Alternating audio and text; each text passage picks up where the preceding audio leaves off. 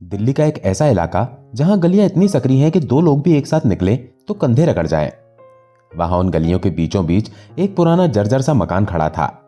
मकान क्या था, ईंट और गारे का एक ढांचा था। उस मकान की दूसरी मंजिल पर दो छोटे कमरे थे जिनमें एक परिवार पिछले 11 सालों से रह रहा था। 11 साल सुनने में ये एक संख्या लगती है, लेकिन एक किराएदार के लिए ये एक युग होता है। दीवारों का पेंट पपड़ी बनकर गिरता था और जब भी कोई पपड़ी गिरती तो ऐसा लगता है जैसे उस परिवार के स्वाभिमान का एक टुकड़ा और गिर गया हो। बरसात के दिनों में छत टपकती थी। पूरी रात परिवार के लोग जगह जगह बाल्टियां और कटोरे रखते रहते थे ताकि नीचे रहने वाले मकान मालिक के घर में पानी न चला जाए और सुबह सुबह कोई नया तमाशा न खड़ा हो। यह परिवार मिडिल क्लास भी नहीं था। मिडिल क्लास वो होता है जो अपनी सैलरी आने पर पिज्जा मंगाने का सोच सकता है, जो साल में एक बार ना सही 2 साल में एक बार कहीं घूमने जाने का प्लान बना सकता है। लेकिन इस परिवार के पास सपने देखने का भी बजट नहीं था। इनके सपने बहुत लिमिटेड थे, बहुत सीमित थे। इनकी सबसे बड़ी ख्वाहिश बस ये थी कि मकान मालिक महीने की 1 तारीख को आकर किराया मांगे तो उनकी जेब में उतने पैसे हों। दूसरी ख्वाहिश ये कि शाम को सब्जी में आलू के साथ कोई दूसरी हरी सब्जी डालने की गुंजाइश बन जाए। हम और आप अक्सर शिकायत करते हैं कि आज खाने में मजा नहीं आया या वीकेंड पर कहीं बाहर नहीं गए तो बोर हो गए। लेकिन इस परिवार में किसी ने भी, चाहे वो बूढ़े पिता हो, बीमार मां हो या जवान बच्चे, कभी किसी रेस्टोरेंट की शक्ल नहीं देखी थी। बाहर खाना तो दूर, अगर पड़ोस में किसी की शादी का न्योता आ जाता तो वो इनके लिए किसी शाही दावत से कम नहीं होता था। ये कहानी उन करोड़ों लोगों की हकीकत है जो भारत ही नहीं पूरी दुनिया में अपनी छत के लिए तरस रहे हैं, जिनके लिए अपना मकान होना चांद पर जमीन खरीदने जैसा असंभव सपना है। परिवार के मुखिया यानी पिताजी एक ऐसे इंसान थे जिन्होंने जीवन की हर ठोकर को चुपचाप सहा था। उनकी उम्र उनके चेहरे की झुर्रियों से कहीं ज्यादा उनके थके हुए कंधों से झलकती थी। उन्होंने अपने परिवार को पालने के लिए क्या नहीं किया। शुरुआत में वे एक ऑटो रिक्शा चलाते थे। वो ऑटो ही उनके जीवन की धुरी थी। सुबह 6 बजे निकलना और रात के 11 बजे लौटना। लेकिन गरीबी का एक नियम है, जब मुसीबत आती है तो चारों तरफ से आती है। ऑटो पुराना था, अक्सर खराब हो जाता था। एक दिन उसके इंजन में ऐसी खराबी आई कि मैकेनिक ने हाथ खड़े कर दिए। इंजन सीज हो गया है भाई साहब, 15,000 लगेंगे। मैकेनिक ने बेरुखी से कहा। 15,000? जिस आदमी की जेब में शाम को घर लौटते वक्त बमुश्किल 200 रुपए बचते हो, उसके लिए 15,000 रुपए एवरेस्ट चढ़ने जैसा था। मजबूरन वो ऑटो एक कोने में खड़ा कर दिया गया और उस पर धूल जमने लगी। वो धूल ऑटो पर नहीं बल्कि पिता की उम्मीदों पर जम रही थी। हार न मानते हुए उन्होंने एक और कोशिश की। उन्होंने एक ठेला किराए पर लिया और शाम को अंडे और ऑमलेट बेचना शुरू किया। यह काम आसान नहीं था। एक सम्मानजनक व्यक्ति के लिए सड़क किनारे खड़ा होना, धुएं और गर्मी के बीच तवे पर अंडे फेंटना और हर आते जाते ग्राहक की जी हुजूरी करना, ये सब उन्होंने अपने बच्चों के लिए स्वीकार किया। लेकिन समाज को कमजोर को कुचलने में बड़ा मजा आता है। उनकी रेडी जहां लगती थी वहां कुछ स्थानीय गुंडे जो खुद को इस इलाके का दादा समझते थे आने लगे। वे 8-10 लड़कों का झुंड बनाकर आते। अरे चाचा, लगाओ 10 ऑमलेट जल्दी, वे हुक्म देते। पिताजी कांपते हाथों से ऑमलेट बनाते। वे लड़के खाते, हंसते, गालियां बकते और सड़क पर कचरा फेंकते। जब पिताजी डरते डरते पैसे मांगते, बेटा पैसे, तो वे लड़के उनकी आंखों में घूरते। किस बात के पैसे बे? हमारी वजह से तेरी रेहड़ी यहां सुरक्षित है, यही बहुत है। हफ्ता नहीं मांग रहे, बस खा ही तो रहे हैं। लेकिन बेटा, इसमें मेरी लागत लगती है, मेरा घर कैसे चलेगा? पिता गिड़गिड़ाते। जवाब में कभी धक्का मिलता तो कभी तवे को पलटने की धमकी। ये एक दिन की बात नहीं थी, ये रोज का नाटक बन गया था। आप कल्पना कीजिए उस पिता की बेबसी की, जो अपने ही बेटे की उम्र के लड़कों के सामने हाथ जोड़ रहा है, अपमानित हो रहा है, सिर्फ इसलिए कि वो घर पर अपनी पत्नी के लिए दवाई और आटे का इंतजाम कर सके। अंततः एक रात जब उन लड़कों ने उनकी जेब से दिन भर की कमाई महज 300 रुपए भी छीन ली और उन्हें धक्का देकर नाली के पास गिरा दिया, तो पिता टूट गए। शरीर की चोट से ज्यादा गहरा घाव उनके आत्मसम्मान पर लगा था। उन्होंने घर आकर अपनी पत्नी से कहा, अब और नहीं होता, मैं भूखा रह लूंगा, लेकिन अब वहां जाकर अपनी बेइज्जती नहीं करवा सकता। उस दिन के बाद से पिता घर बैठ गए। वे शारीरिक रूप से घर में थे, लेकिन मानसिक रूप से वे खुद को अपराधी मानते थे। वे दिन भर खाट पर लेटे छत को घूरते रहते और खुद को कोसते। मैं कैसा बाप हूं जो अपने बच्चों को 2 वक्त की रोटी भी सम्मान से नहीं खिला सकता। घर की जिम्मेदारी अब बड़े बेटे अजय के कंधों पर आ गई थी। अजय पढ़ने में अच्छा था, कॉलेज जाना चाहता था, कुछ बड़ा करना चाहता था। लेकिन जब उसने देखा कि पिता घर बैठ गए हैं और खाने के भी लाले हैं, तो उसने एक बड़ा फैसला लिया। उसने अपने कॉलेज के फॉर्म फाड़ दिए। उसने अपनी किताबें रद्दी वाले को बेच दी ताकि उन पैसों से 2 दिन की सब्जी आ सके। वो एक प्राइवेट बस में कंडक्टर बन गया। सुबह से शाम तक भीड़ भाड़ वाली बस में धक्के खाना, टिकट टिकट चिल्लाना, पसीने में तरबतर रहना, यही उसकी जिंदगी बन गई। उसकी तनख्वाह बहुत कम थी, लेकिन इतनी थी कि घर में चूल्हा जलता रहे। अजय ने कभी शिकायत नहीं की, लेकिन रात को जब सब सो जाते तो वो अपनी पुरानी डायरी निकालकर अपने अधूरे सपनों को पढ़ता और फिर चुपचाप सो जाता। उसकी एक ही जिद थी, मेरी पढ़ाई छूट गई तो क्या हुआ, मेरे छोटे भाई संदीप और मेरी बहन की पढ़ाई नहीं रुकनी चाहिए। वो अपनी पूरी तनख्वाह लाकर मां के हाथ में रख देता। अपने लिए एक नया रुमाल तक नहीं खरीदता था। अब बात करते हैं संदीप की, जो इस कहानी का मुख्य पात्र है। संदीप घर का सबसे छोटा बेटा था। देखने में दुबला पतला साधारण सा लड़का, लेकिन उसके दिमाग में एक सुपर कंप्यूटर चलता था। उसकी गणित अद्भुत थी। आप उसे कोई भी गुणा भाग दें, वो पलक झपकते ही जवाब दे देता था। Accounts, debit, credit, balance sheet, ये शब्द उसके लिए खेल थे। 12वीं कक्षा में उसने टॉप किया था। उसके नंबर इतने अच्छे थे कि अगर वो किसी अमीर घर का होता तो आज किसी बड़े इंजीनियरिंग कॉलेज या सीए की तैयारी कर रहा होता। लेकिन गरीबी प्रतिभा की सबसे बड़ी दुश्मन होती है। अच्छे नंबर लाने के बावजूद उसके पास आगे पढ़ने के पैसे नहीं थे। डिग्री कॉलेज की फीस, किताबों का खर्च, आने जाने का किराया, यह सब उस परिवार की पहुंच से बाहर था। वो अक्सर अखबारों में नौकरी के विज्ञापन देखता और मन ही मन हिसाब लगाता कि अगर उसे नौकरी मिल जाए तो वो घर की कौन कौन सी दिक्कतें दूर कर सकता है। एक रात जब पूरा परिवार चटाई पर बैठकर खाना खा रहा था, संदीप ने हिम्मत जुटाई। उसने धीरे से कहा, पिताजी। पिताजी ने बिना ऊपर देखे जवाब दिया, मैं सोच रहा हूं कि मैं भी कोई काम ढूंढ लूं या फिर किसी दूसरे शहर जाकर किस्मत आजमाऊं। यहां दिल्ली में तो मुझे डिग्री के बिना कोई अच्छी नौकरी नहीं देगा। भैया के लिए कितना करेंगे? मां के हाथ का निवाला रुक गया। उन्होंने संदीप को देखा। उन्हें अपना वो छोटा सा बच्चा याद आया जो कल तक खिलौनों के लिए रोता था। आज वो जिम्मेदारी की बात कर रहा था। पिता ने गहरी सांस ली। बेटा, हम गरीब लोग हैं। हमारे सपने हमारी औकात के अंदर होने चाहिए। ज्यादा ऊंचे सपने देखोगे तो गिरोगे भी उतनी ही ऊंचाई से। देख ले, तेरे भाई के साथ कंडक्टरी कर ले या किसी दुकान पर लग जा। शहर बदलने से किस्मत नहीं बदलती। उस रात संदीप बहुत रोया। उसे लगा कि उसकी प्रतिभा, उसका हुनर सब बेकार है, क्योंकि उसके पास पैसा नहीं है। उसे लगा कि वो एक पिंजरे में बंद पंछी है जिसके पास पंख तो मजबूत हैं, लेकिन उड़ने के लिए आसमान नहीं है। साल 2016 की गर्मियों की बात है।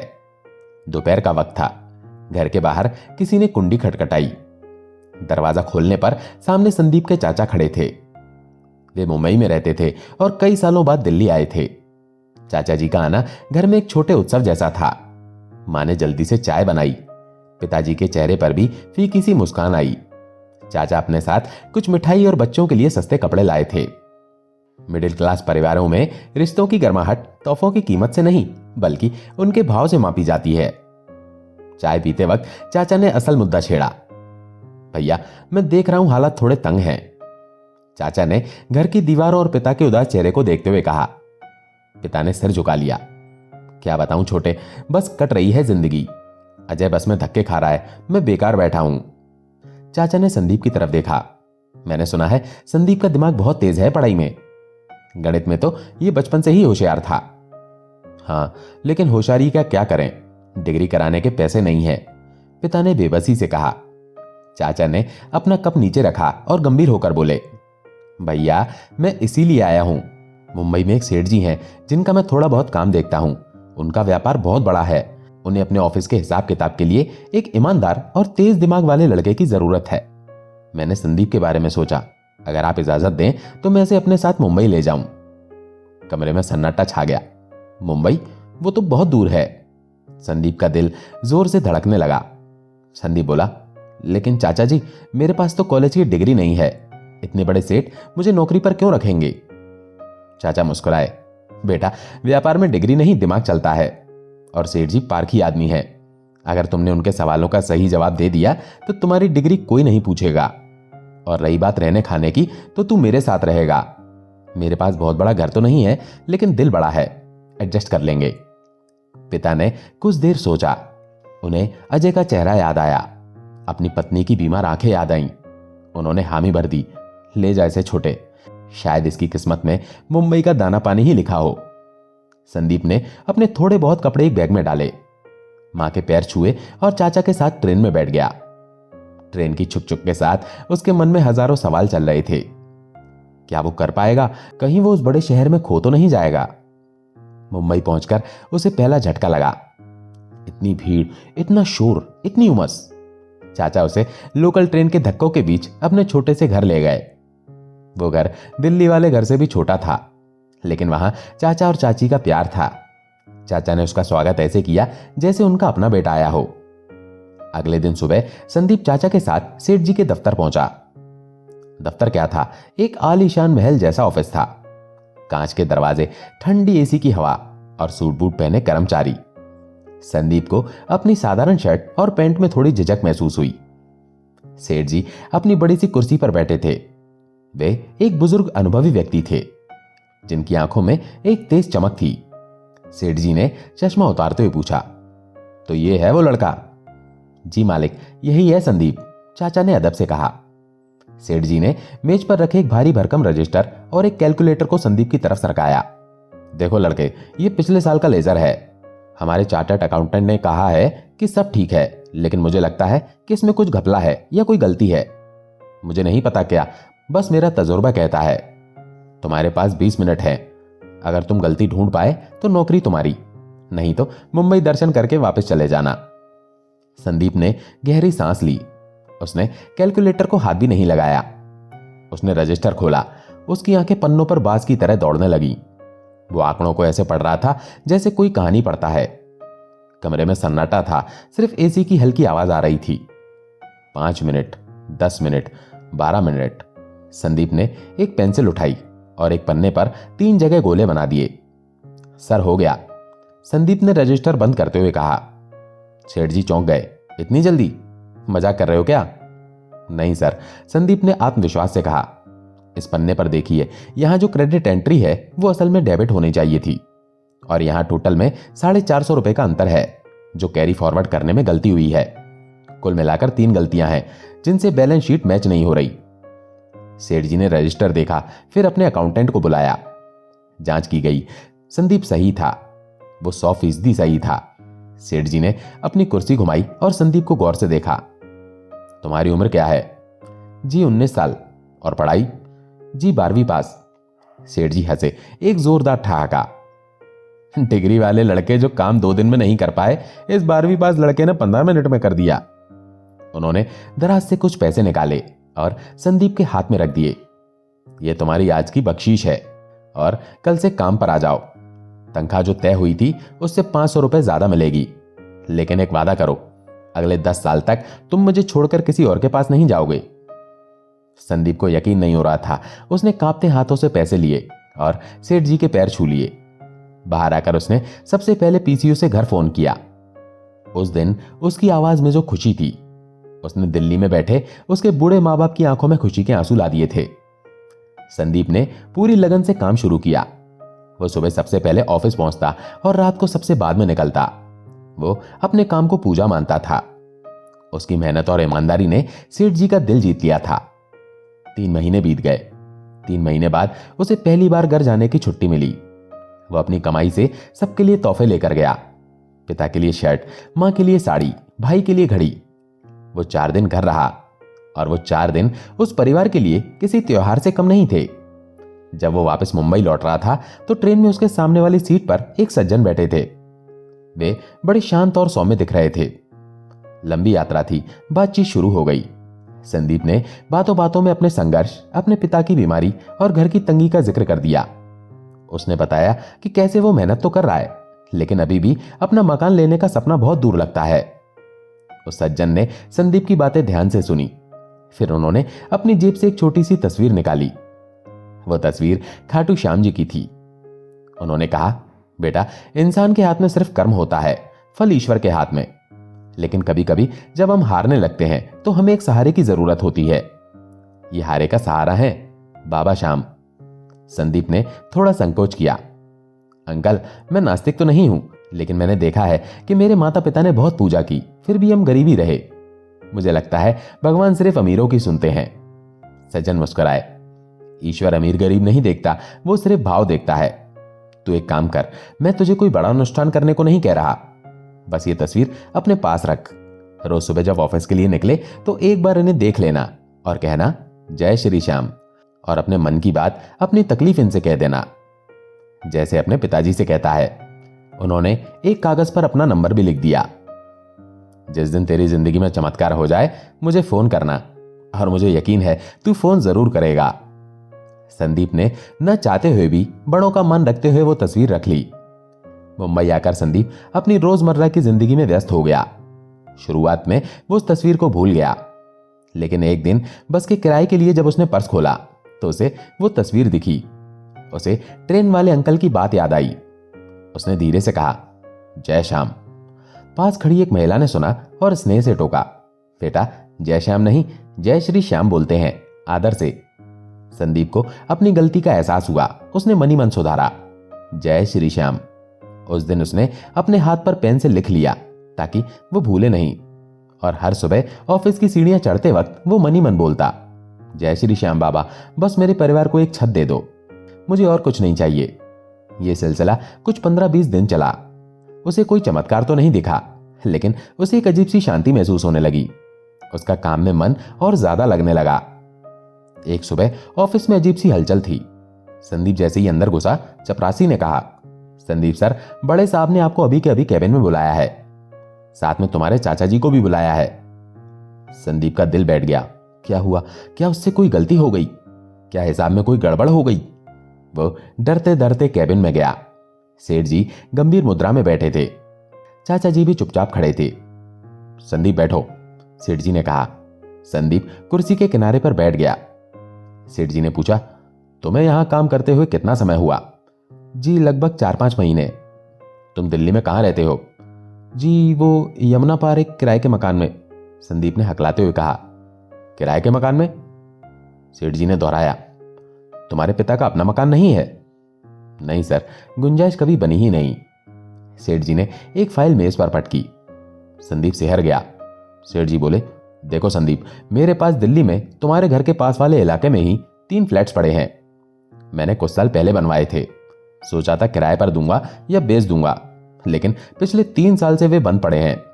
ताला लगा लगा जंग खा रहा है। मुझे डर है कि बंद मकान खराब हो जाएगा। मुझे वहां अपना कोई भरोसेमंद आदमी चाहिए जो रहे भी और मकान की देखभाल भी करे। संदीप चुपचाप सुनता रहा। उसे समझ नहीं आ रहा था कि बात किस तरफ जा रही है। सेठ जी ने थोड़ा आगे झुककर कहा, मैं चाहता हूं कि तुम और तुम्हारा परिवार उस मकान में शिफ्ट हो जाओ। संदीप की आंखें फटी की फटी रह गईं। शिफ्ट? मतलब किराए पर सर? सेठ जी मुस्कुराए, नहीं किराए पर नहीं, अपने मकान की तरह। मैं वो एक फ्लैट तुम्हें देने को तैयार हूं। कमरे में ऐसा सन्नाटा छा गया कि सुई गिरने की आवाज भी सुनाई देती। संदीप को लगा कि उसके कान बज रहे हैं। लेकिन सर, संदीप की आवाज कांपने लगी, मेरे पास इतने पैसे नहीं हैं। करोड़ों का मकान होगा, मैं तो आपकी दी हुई छोटी सी तनख्वाह। अरे पूरी बात तो सुन पगले। सेठ जी हंसे, मुझे आज पैसे नहीं चाहिए और नहीं तुमसे मैं कोई ब्याज लूंगा। हम एक सौदा करेंगे। तुम्हारी जो तनख्वाह है उसका आधा हिस्सा हर महीने मेरे पास जमा होगा मकान की किस्त के रूप में, और बाकी आधी तनख्वाह से तुम अपना घर चलाना। इससे मेरा फायदा यह है कि तुम जैसे होनहार लड़के को मैं खोना नहीं चाहता। जब तक मकान की कीमत पूरी नहीं होगी तुम मुझे छोड़कर नहीं जाओगे। बोलो मंजूर है? संदीप को लगा जैसे वक्त थम गया है। 11 साल का संघर्ष, पिता का अपमान, मां के आंसू, भाई का त्याग, सब कुछ उसकी आंखों के सामने घूम गया। और आज अचानक बिना मांगे, बिना पैसे दिए उसे अपना घर मिल रहा था। वो अपनी कुर्सी से उठा और सीधे सेठ जी के पैरों में गिर पड़ा। वो फूट फूट कर रोने लगा, एक बच्चे की तरह। सर, आप इंसान नहीं, भगवान है मेरे लिए। आपने मेरी जिंदगी बदल दी। सेठ जी ने उसे उठाया और गले लगाया। भगवान मैं नहीं हूं बेटा, भगवान तो वो है जिसने मुझे ये विचार दिया कि मैं ये मकान तुम्हें दूं। जा अपने पिता को फोन कर। संदीप ने जब घर फोन किया तो उसकी आवाज नहीं निकल रही थी, वो बस रो रहा था। हेलो हेलो संदीप, क्या हुआ? मां घबरा गई। उसने मुश्किल से कहा, मां अपना मकान हो गया मां, अब छत नहीं टपकेगी, अब कोई मकान मालिक हमें निकालेगा नहीं, सेठ जी ने हमें मकान दे दिया। उस दिन फोन के उस पार जो कोहराम मचा वो दुख का नहीं, चरम सुख का था। पिताजी ने फोन छीन लिया। क्या कह रहा है तू? क्या तू सच बोल रहा है? हाँ पिताजी सच, आप सामान बांधना शुरू करो। कुछ ही दिनों में सारी कागजी कार्रवाई पूरी हो गई। सेठ जी ने संदीप का ट्रांसफर दिल्ली ऑफिस में करा दिया ताकि वो अपने परिवार के साथ नए घर में रह सके। वो दिन आया जब वे लोग उस नए फ्लैट में पहुंचे। 2 बड़े कमरे, पक्का फर्श, साफ बाथरूम और एक बड़ी सी बालकनी। पिताजी ने जब चाबी घुमाकर दरवाजा खोला तो उनके हाथ कांप रहे थे। अंदर घुसते ही वे दीवार से सिर लगाकर रोने लगे। उन्होंने जमीन को चूमा। ये सिर्फ ईंट पत्थर का मकान नहीं था, ये उनकी खोई हुई इज्जत की वापसी थी। संदीप की मां ने सबसे पहले घर की सफाई की। घर के ईशान कोण में एक छोटा सा लकड़ी का मंदिर रखा और उस मंदिर में सबसे पहली तस्वीर जो स्थापित की गई वो थी उन्हीं खाटू श्याम जी की जो संदीप को ट्रेन में मिली थी। गृह प्रवेश की पूजा के बाद शाम को जब सब शांत बैठे थे, संदीप को अचानक कुछ याद आया। वो भागा भागा अपने कमरे में गया और अपना वॉलेट ढूंढा। उसमें से वो पर्ची निकाली जिस पर ट्रेन वाले अंकल का नंबर था। उसने नंबर डायल किया। घंटी बजी। हेलो, उधर से वही शांत आवाज आई, जय श्री श्याम अंकल। संदीप की आवाज भर्रा गई। मैं संदीप बोल रहा हूं, ट्रेन वाला। अरे संदीप बेटा कहो, बाबा ने सुन ली अर्जी। संदीप फिर रो पड़ा। अंकल सिर्फ सुनी नहीं, मेरी झोली छोटी पड़ गई, इतना दिया। आज हम अपने घर में बैठे हैं, ये किसी चमत्कार से कम नहीं है। मैं आपका शुक्रिया कैसे अदा करूं? अजनबी हंसा। शुक्रिया मेरा नहीं, उस श्याम बाबा का कर। मैंने कहा था ना, वो हारे का सहारा है। बस एक बात याद रखना बेटा, आज तुम्हारे दिन फिर गए हैं, लेकिन अपनी जमीन मत छोड़ना और जब भी कोई जरूरतमंद दिखे उसकी मदद कर देना। बाबा की यही फीस है। संदीप ने उस दिन कसम खाई।